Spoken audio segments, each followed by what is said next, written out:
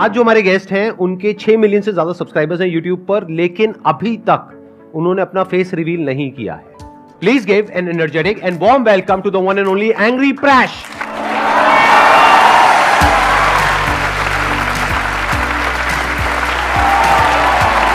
क्या हाल चाल?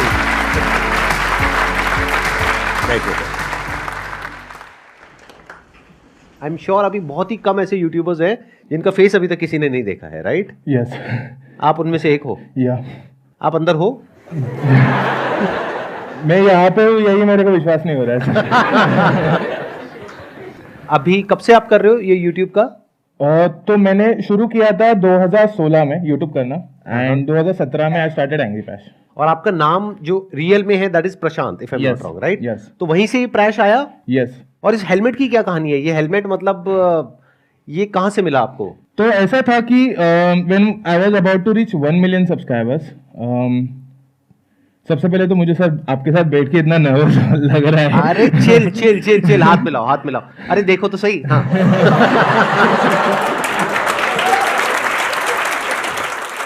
तो ऐसा था कि I was about to reach 1 million subscribers, and बहुत सारे लोग बोल रहे थे कि now we want to see you, we want to meet you. तो जैसे ही लोगों ने बोलना शुरू किया तो मेरे दिमाग में पहला थॉट तो यही आया था, ये तो मैं कवर के लिए बोला था, लेकिन एक्चुअली ये थॉट आया था मैंने कि बहुत सारे कार्टूनिस्ट जो होते एनिमेटर्स होते हमें like Oggy and the cockroaches पता है, हमें बेन 10 पता है, बट उनके क्रिएटर हमें नहीं पता है। वो मुझे भी वो क्यूरियोसिटी रखनी थी अपनी लाइफ में, बट अंदर से फैंस को मिलने की चाह भी बहुत थी। तो ऐसा सोचा कि चलो कुछ तो अलग करते। तो मेरा एक दोस्त था, उससे मैंने बात की, बोला कि ब्रो पूरी पहन लेता हूँ एंड मास्क लगा लेता हूँ, कूल लगूंगा। तो वो बोला ब्रो तू मार्च मेलो को जानता है क्या? तो मैं बोला तू मैं सर पे मटका तो नहीं रखने वाला ना। तो वो बोला हाँ ऐसा ही कुछ सोच रहा हूँ। उसने कुछ 2.5-3 किलो का मेरे को हेलमेट बना के दिया, वो पूरा एंग्री बर्ड की तरह लग रहा था, उससे मेरी गर्दन भी अकड़ती थी। तो मैं एक 3D प्रिंटिंग आर्टिस्ट के पास गया, वहाँ पे उसने अपने सॉफ्टवेयर्स में मेरा पूरा स्कैनिंग करके डिजाइन किया, एंड देन फिर ये वाला हेलमेट बना। अच्छा, इस हेलमेट की वजह से कई बार अनकंफर्टेबल भी होता होगा, जैसे आप पब्लिक अपीयरेंसेस में जाते हैं या वो यूट्यूब फैन फेस्ट होता है वहां पर भी आप गए थे, आई थिंक ऐसे ही गए थे। यस। तो उसमें अनकंफर्टेबल नहीं होता अंदर? बहुत ज्यादा, मतलब यूट्यूब फैन फेस्ट हो या फिर यहाँ पे बैठा हो, सबसे पहली चीज तो माइंड में वो नर्वसनेस है, बट जब ऑडियंस दिखती है सामने तो फिर क्या, जितना भी टाइम चला जाए इतना फर्क नहीं पड़ता।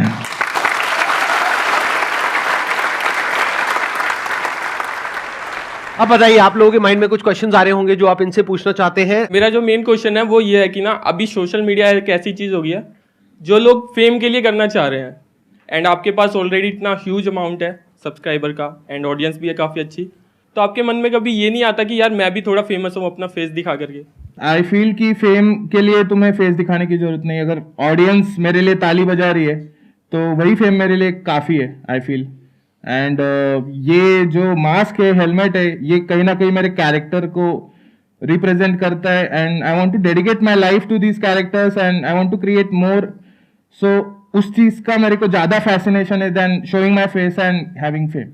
अगर अभी आप यहाँ पर इस प्लेटफॉर्म पर अपना फेस रिवील करते हो, आई एम जस्ट अज्यूमिंग, वैसे करोगे नहीं, तो उसमें दिक्कत क्या है? मतलब what is the minus point? मैं 2-3 दिन एम्बैरेस रहूंगा और कुछ नहीं सर।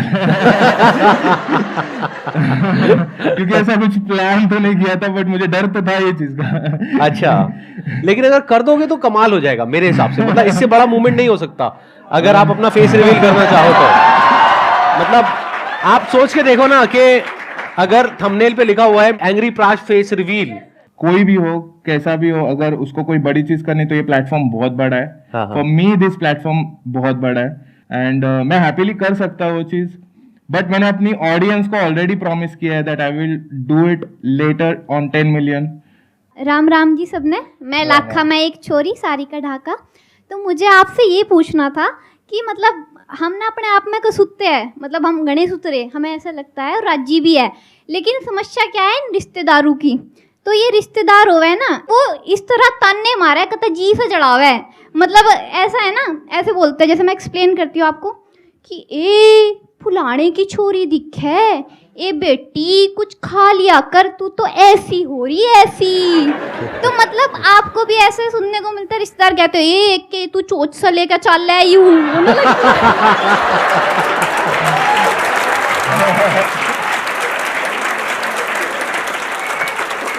तो बताइए जी, जनता जानना चाहती है। पहले जब मैं शुरू किया था तब रिश्तेदारों का रिएक्शन वैसा ही था जैसा सब लोगों को मिलता है कि क्या कर रहा है, कुछ नहीं, काम धंधे नहीं है।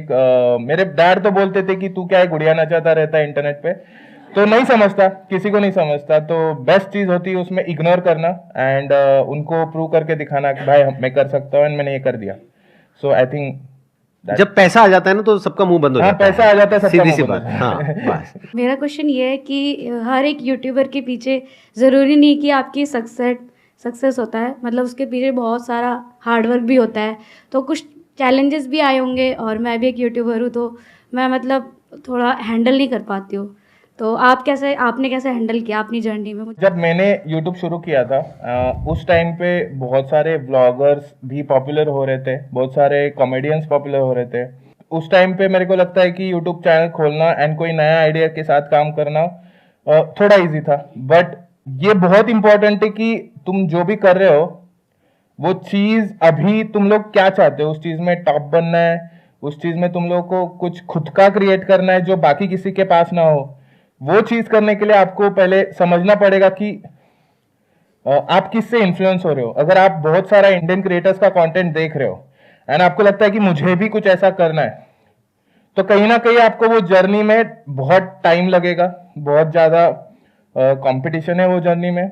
बट अगर आप कुछ ऐसा लाते हो जो कोई इंडिया में नहीं कर रहा है, आपको पता है कि ये चीज मैं करूंगा और ये लोगों को पसंद आएगी एंड मैं इसमें इंप्रूवमेंट करता रहूंगा जब तक लोगों को पसंद नहीं आती, बट मैं जो कर रहा हूँ वो और कोई नहीं कर रहा है, वो चीज अगर आपके पास है तो आप शॉर्ट है। It's a good point. आपको अगर इन्फ्लुएंस होना ही है तो बजाय किसी ऐसे से इन्फ्लुएंस होने के जो इंडिया में ऑलरेडी बहुत अच्छा कर रहा है, क्योंकि उससे तो ऑलरेडी लाखों लोग इन्फ्लुएंस है, और अगर वो नंबर 1 पे है तो number 2, number 3, number 4, number 10, number 100 तक आपको नजर आ जाएगा। तो उससे बेटर ये है कि कोई गैप ढूंढिए।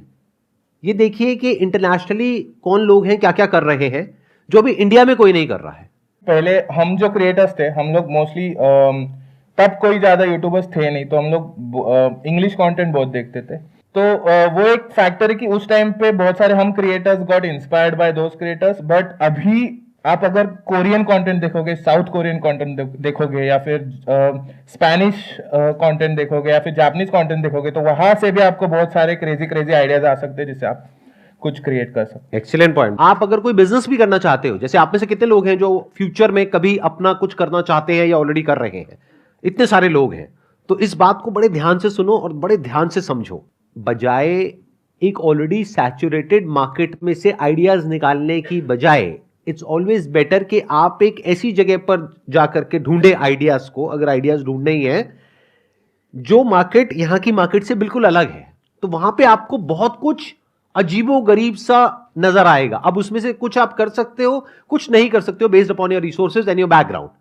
कुछ है जो एकदम से क्लिक करेगा, आप कहोगे अरे ये तो मैं भी कर सकता हूं, ये तो मेरी भी स्ट्रेंथ है। तो वहां से इंस्पिरेशन आएगी, फिर आपको कॉन्फिडेंस भी आएगा, क्योंकि अभी इंडिया में ऐसा कोई नहीं कर रहा है या नहीं कर रही है, तो मैं ये कर सकता हूं।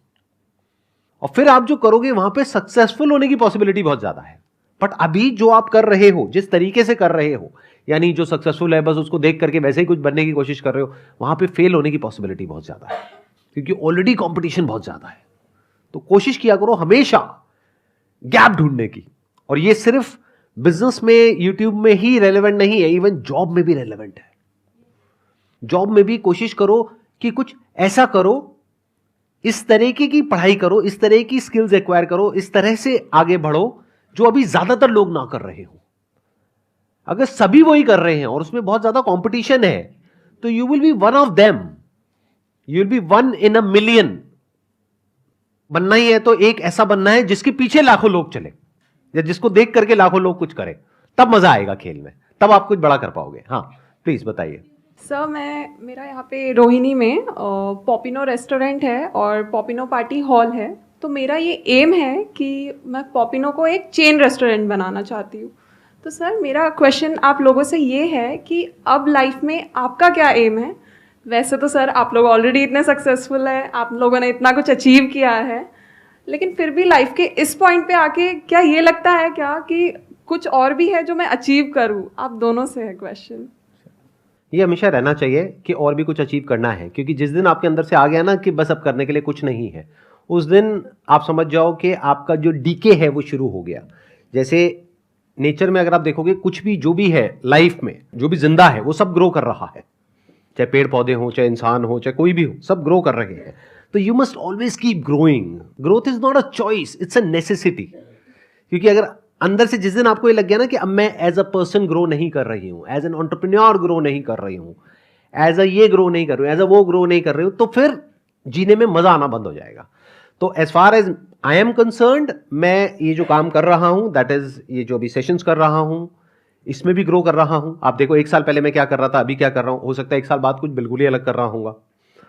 That is one. दूसरा, as far as entrepreneurship is concerned, business is concerned, वहां पर भी मैं बहुत तेजी से ग्रो कर रहा हूं, यानी बहुत कुछ कर रहा हूं अलग अलग तरीकों से। उसके अलावा यहाँ पे तो जो ग्रोथ है वो तो आपको दिख ही रही है। बाकी अगर सब्सक्राइबर्स देख रहे हैं तो आई थिंक वो भी ठीक ठाक ग्रो कर ही रहे हैं। चाहिए मेरे को तो लगता है। ठीक है जी, यू गॉट द आंसर। हाँ, अब आप भी कुछ ऐड करना चाहेंगे प्लीज? नहीं सर, परफेक्ट था जो भी आपका सर क्या ने एम है पर आपके YouTube चैनल को, आपको मतलब आगे क्या विजन है आपका? YouTube चैनल तो मुझे ग्रो करना ही है, वो मेन लक्ष्य है मेरा कि इसी में मुझे जो भी मैं कर रहा हूँ इसको मैं और कितना यूनिवर्स की तरह स्प्रेड कर सकूँ, जिसमें मैं अलग अलग कैरेक्टर्स को अलग अलग अपनी जर्नी पे भेज सकूँ एंड फिर उनको वापस मिला सकूँ। ये कुछ तो एक विजन में सोच रहा हूँ। वही मुझे कहीं ना कहीं मेरे स्टूडियो प्रोजेक्ट्स या एंग्री लैंड का जो प्रोजेक्ट है उसमें नॉलेज लेने के लिए मजबूर करती है, and that's what makes me keep growing. आप जब कोई वीडियो अपलोड करते हो तो आप कैसे करते हो? इन द सेंस कि मतलब क्या आप पहले देखते हो कि क्या ट्रेंडिंग टॉपिक्स चल रहे हैं? जैसे कि फॉर एग्जांपल कोई पर्टिकुलर टॉपिक है जो इस वक्त बहुत ज्यादा ट्रेंड में है जी, तो आप उसके ऊपर वीडियो बनाते हो या फिर अपने अंदर से जो आ रहा है वो कुछ भी करते हो? मतलब कैसे आप देखते हो? मोस्टली मेरी प्रायोरिटी रहती है कि जो मुझे करना है मैं उस पर टाइम ज़्यादा स्पेंड करता हूँ, एंड उसको फिगर आउट करने की, राइट करने की, ट्रैश करने का मेरा एक प्रोसीजर रहता है। जो मेरी टीम है वो कहीं ना कहीं ट्रेंडिंग सब्जेक्ट्स एंड वो सब चीज़ों में ज़्यादा इन्वॉल्व है। मैं ज़्यादा सोशल मीडिया पे टाइम स्पेंड नहीं करता। तो जो मेरा अभी रिसेंटली मैंने एक राइटर भी हायर किया है जो मुझे शॉर्ट्स के लिए कॉमेडी वीडियोस बना के, तो he is into the reels and shorts, तो वो उसको बहुत ट्रेंड का पता है। तो वो कभी कभी मेरे पास आता है कि ये ट्रेंड है लेकिन हम लोग इसको एक कुछ तो ट्विस्ट करके ऐसा कुछ तो बना सकते हैं, एंड देन आई डू। क्योंकि अभी ये ग्रोथ वाला पॉइंट चल रहा था ना, तो वहीं से मेरे माइंड में कुछ आइडियाज आ रहे थे कि अगर मैं आपकी जगह होऊंगा तो मैं क्या करूंगा, मतलब क्या क्या किया जा सकता है। जैसे आज की डेट में यूट्यूब पे क्या होता है कि ट्रेंड बड़ी तेजी से चेंज होते हैं, या किसी भी बिजनेस में ट्रेंड बहुत तेजी से चेंज होता है। जरूरी नहीं है आज से 2-3 साल पहले जिस तरह का कंटेंट लोग कंज्यूम कर रहे थे यूट्यूब पे आज भी वही कर रहे हैं, पूरी तरह से बदल चुका है। तो अगर मैं आपकी जगह होता तो मैं क्या करता, कुछ ऐसा कंटेंट बनाता जो इंफोटेनमेंट से रिलेटेड होता, यानी कोई ऐसी इंफॉर्मेशन जो बहुत ही हॉट है आज के टाइम में, जिसके बारे में बहुत लोग बात कर रहे हैं, उसको शॉर्ट में फटाफट से अपने इसी हेलमेट के साथ में, इसी फेस के साथ में आ करके कुछ भी बोल के चला जाता, इन द सेंस के थोड़ा फनी वे में इंफॉर्मेशन भी दे दी और फनी वे में बोल भी दिया। तो मतलब एक आपका टेक आ गया जिसके लिए लोग वेट करेंगे।